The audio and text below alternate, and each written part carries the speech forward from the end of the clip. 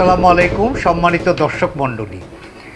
এই কিছুদিন আগে সারা বিশ্বের মুসলমানরা পবিত্র হজ ব্রত পালন করলেন। এই হজের একটি গুরুত্বপূর্ণ আনুষ্ঠানিকতা হলো সেখানে শয়তানকে প্রতীকী পাথর মারা হয়। বাংলাদেশে এমন কিছু মানুষরূপী ব্যক্তি আছেন যারা শয়তানকে পাথর মারলে শয়তানেরই আশ্চর্য হওয়ার কথা, কারণ শয়তান যে কাজে পৃথিবীতে নিয়োজিত তার থেকে বড় শয়তানি এই সমস্ত মানুষরূপী ব্যক্তিরা তারা করে থাকেন।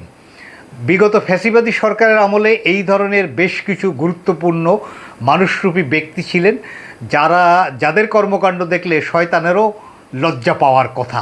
সেরকম একজন ব্যক্তি ডক্টর হাসান মাহমুদ।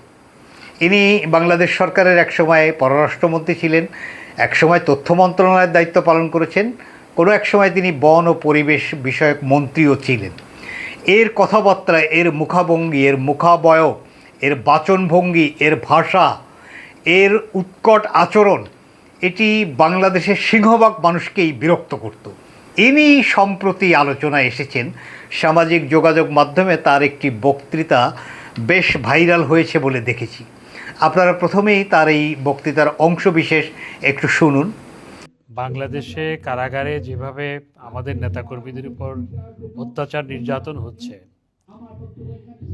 এবং অত্যাচার নির্যাতন বিনা চিকিৎসার কারণে ইতিমধ্যে আমাদের প্রায় 2 শতাধিক নেতাকর্মী কারাগারে মৃত্যুবরণ করেছে।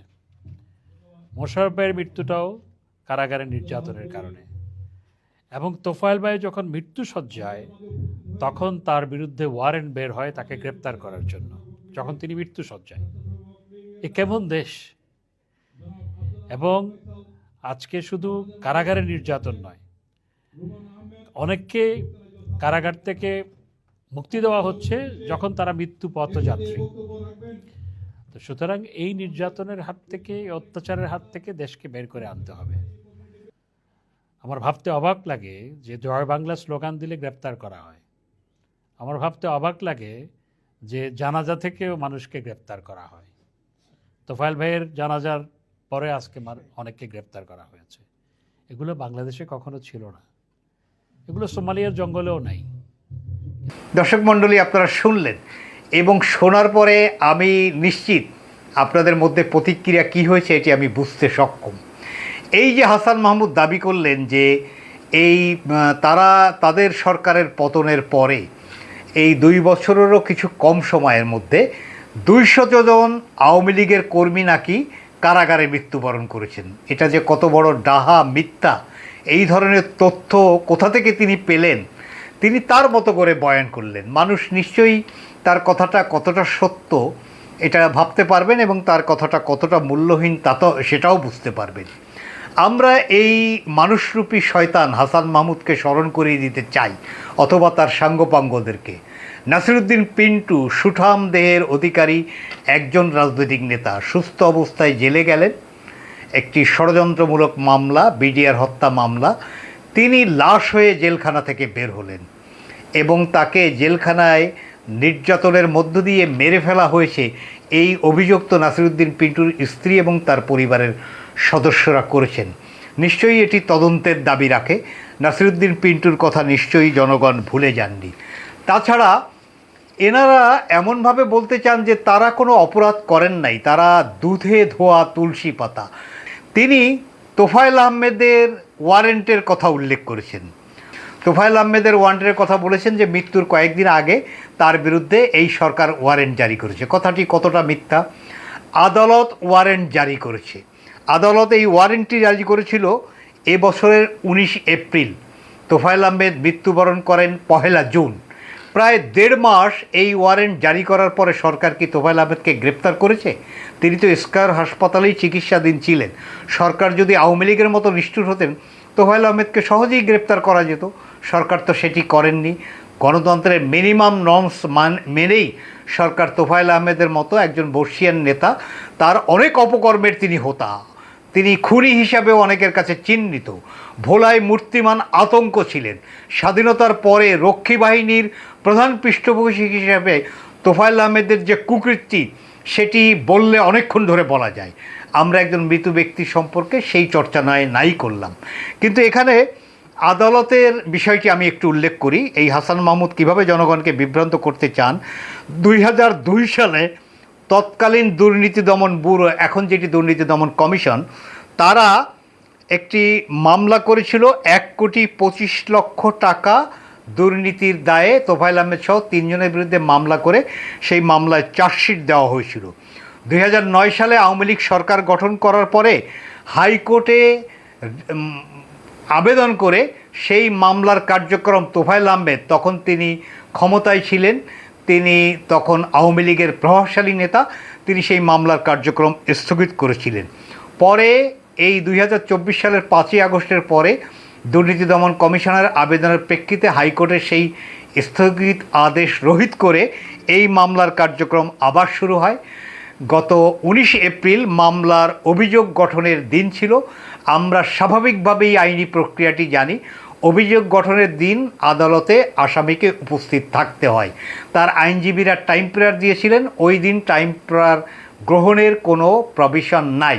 ফলে আদালত আনুষ্ঠানিকতার কারণেই হোক, আদালতের রীতির কারণেই হোক, তার বিরুদ্ধে ওয়ারেন্ট জারি করেছিলেন, কিন্তু তাকে তো গ্রেপ্তার করা হয়নি। অথচ আজকে সেই সামান্য বিষয়ে কত মায়াকান্না। অথচ এই হাসান মাহমুদকে স্মরণ করিয়ে দিতে চাই, খালেদা জিয়াকে 2018 সাল থেকে কিভাবে নির্যাতন করা হয়েছিল, তাকে স্লো পয়জনিং করা হয়েছিল, এই অভিযোগ তো ইতিমধ্যে উঠেছে।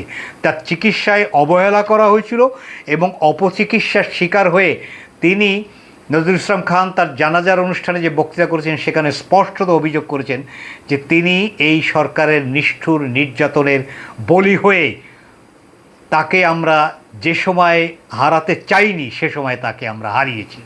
তার বিদেশে চিকিৎসা হলে হয়তো তিনি আরও কিছুদিন সুস্থতার সাথে আমাদের মাঝে থাকতে পারতেন, সেই সুযোগটি তাকে দেওয়া হয়নি। আর আজকে হাসান মাহমুদ তোফায়েল আহমেদের ওয়ারেন্ট নিয়ে মায়াকান্না করেন। আমরা হাসান মাহমুদকে স্মরণ করিয়ে দিতে চাই, MK আনোয়ার মৃত্যুর সময় তার বয়স ছিল 84 বছর। মৃত্যুর মাত্র কয়েকদিন আগেও তিনি পুলিশের কাঁধে ভর দিয়ে লাঠি হাতে তাকে আদালতে হাজির হতে হয়েছিল।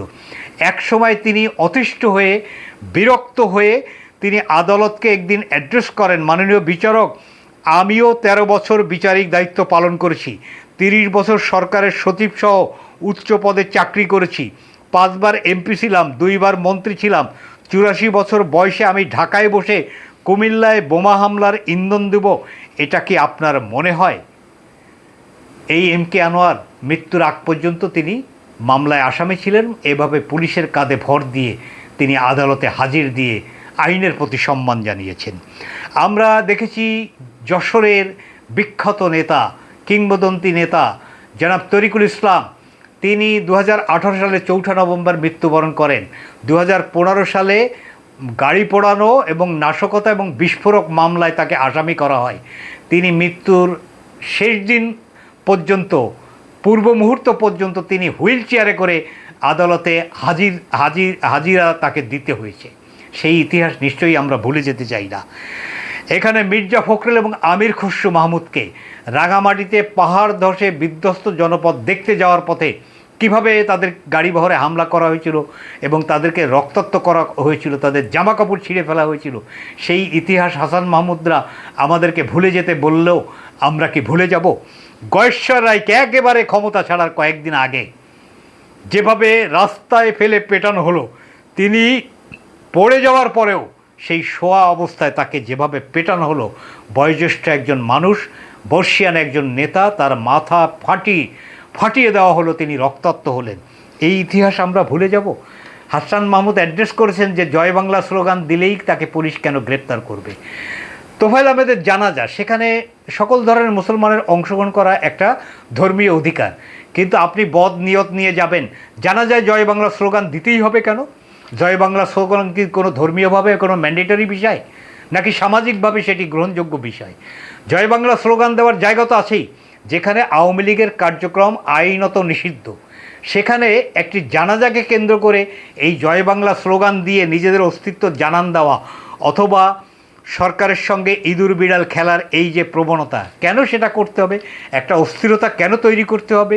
এবং এই জয় বাংলা স্লোগানধারীরা কোনো স্বাভাবিক নাগরিক আচরণ করবেন এমন তো সম্ভাবনা নাই, বরঞ্চ আশঙ্কা আছে যে তারা সুযোগ পেলেই দেশে একটা অস্থিতিশীল পরিস্থিতি করতে পারেন।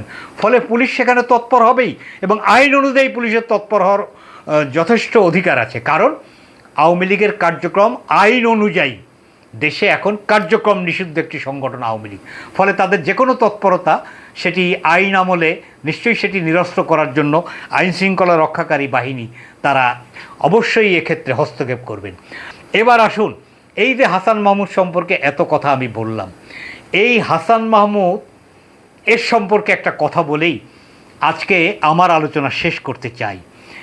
আমি বললাম তো যে একবার প্রতিমন্ত্রী আর 3 বার পূর্ণ মন্ত্রীর দায়িত্ব তিনি পালন করেছেন। ফলে মন্ত্রী সভার সদস্য হিসাবে তিনি যথেষ্ট গুরুত্বপূর্ণ ছিলেন। তিনি একজন পিএইচডি ডিগ্রিধারী, এবং সেটা যেন তেন না, বেলজিয়ামের মতো দেশের, ইউরোপিয়ান দেশের একটি প্রসিদ্ধ বিশ্ববিদ্যালয় থেকে তিনি পিএইচডি ডিগ্রি লাভ করেছেন। এছাড়া তিনি দেশে বিদেশে নানা বিশ্ববিদ্যালয়ে পড়িয়েছেন। তার পিএইচডি ডিগ্রিটি পিওর, তার আপার মতো হাসিনার মতো চেয়ে চিনতে ভিক্ষা করে পাওয়া পিএইচডি ডিগ্রি না, অথবা কিনে ডিগ্রি না, এটি একটা পিওর ডিগ্রি। এবং তিনি যে বিষয়ে লেখাপড়া করেছেন, যে ধরনের শিক্ষা প্রতিষ্ঠানে লেখাপড়া করেছেন, সেগুলোর মানও যথেষ্ট উন্নত, এবং তিনি যে বিষয়ে পাঠদান করতেন সে বিষয়ে শিক্ষক হিসেবেও তার পারদর্শিতার কথা আমি যারা জানেন তাদের অনেকের কাছেই শুনেছি। তার একাডেমিক রেকর্ডও ভালো। তিনি রসায়নে মাস্টার্স, এছাড়া তিনি আরও 2টি বিষয়ে, মোট 3টি বিষয়ে তিনি মাস্টার ডিগ্রি অর্জন করেছেন। কিন্তু এই যে সার্টিফিকেট বিবেচনায় শিক্ষিত লোকটি এতটা শিক্ষিত হলে কি হবে? তার ওই যে একটা কথা আছে, শিয়ালকে আপনি যতই বর্ণিল স্বাদে সাজান না কেন, তার কণ্ঠ থেকে হুক্কা হুয়া এই আওয়াজই বের হবে। অন্য কোনো সুরেলা আওয়াজ, অন্য কোনো সুশোভিত শব্দ এটি নিশ্চয়ই আপনি শিয়ালের কাছে প্রত্যাশা করবেন না। সে হুক্কা হুয়া বলবেই। কিংবা নেড়ি কুত্তাকে আপনি যতই সুস্বাদু খাবার দেন না কেন, তার নজর কিন্তু এই বিষ্ঠার দিকে। সে ঘাসে নাক ঘষতে ঘষতে হাঁটে যে কোথায় বিষ্ঠার গন্ধ পাওয়া যায় এবং বিষ্ঠার সন্ধান পাওয়া যায়। ফলে সার্টিফিকেট বিবেচনায় একজন লোক উচ্চশিক্ষিত হতেই পারেন, কিন্তু তার মনস্তত্ত্ব, তার মানসিক জগৎ এটি যদি বিকলাঙ্গ হয়, তা তার মুখ থেকে হাসান মাহমুদের মতো এরকম নিকৃষ্ট ভাষা, শব্দ, তার আচরণ, তার বৈশিষ্ট্য, তার মুখাভঙ্গি, তার বাচনভঙ্গি, তার কথাবার্তা, এটা একটা অসহ্য বিরক্তি উৎপাদন করেছে দীর্ঘদিন। আবারও আমরা এবারে তার কথায় সেই ধরনের বিরক্ত না হয়ে আমাদের সাধারণ নাগরিকদের পিত্তি না জ্বলার কোনো কারণ নেই।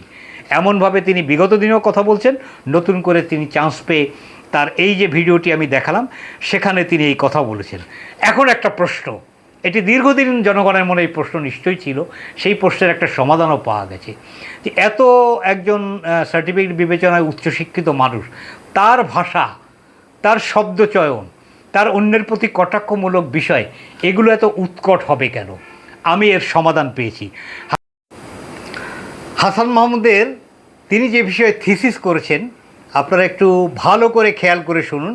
সেই থিসিসের বিষয়বস্তু, যার শিরোনাম contributions of human excreta of surface water pollution, যার বাংলা অর্থ হলো উপরী স্তরের পানি দূষণে মানুষের মলমূত্র এর ভূমিকা বা অবদান।